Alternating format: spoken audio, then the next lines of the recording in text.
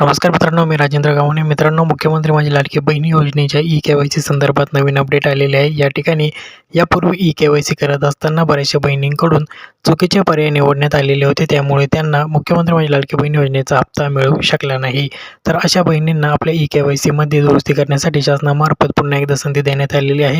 या ठिकाणी बहिणींना 31 मार्च 2026 पर्यंतची मुदतवाढ देण्यात आलेली आहे. ज्या बहिणींकडून चुकीचे पर्याय निवडले गेले होते त्या आता आपल्या ई-के-वाय-सीमध्ये दुरुस्ती करून या ठिकाणी योग्य पर्याय निवडू शकतात व पुढील हप्ते त्यांना या ठिकाणी मिळण्यास सुरुवात होणार आहे. मित्रांनो, महत्त्वाची गोष्ट म्हणजे या ठिकाणी ज्या बहिणींनी अद्याप ई-के-वाय-सी केलेली नसेल त्यांच्यासाठी कुठलाही ई-के-वाय-सी करण्याचा पर्याय उपलब्ध झालेला नाही. हा पर्याय केवळ त्याच बहिणींसाठी उपलब्ध आहे ज्यांनी यापूर्वी ई-के-वाय-सी करत असताना चुकीचे पर्याय निवडलेले होते. मित्रांनो, ही ई-के-वाय-सी दुरुस्त करण्यासाठी तुम्ही सर्वप्रथम ladkibaheen.महाराष्ट्र.gov.in या अधिकृत संकेतस्थळावर जायचे.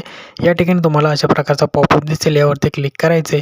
यापुढील ई-के-वाय-सीची प्रक्रिया सेम यापूर्वी तुम्ही जशी ई-के-वाय-सी केली होती त्याचप्रमाणे आहे. तर महत्त्वपूर्ण असा हा व्हिडिओ तुमच्या सर्व बहिणींमध्ये शेअर करा आणि पुढील अपडेटसाठी चॅनल सबस्क्राईब करण्यास विसरू नका. धन्यवाद.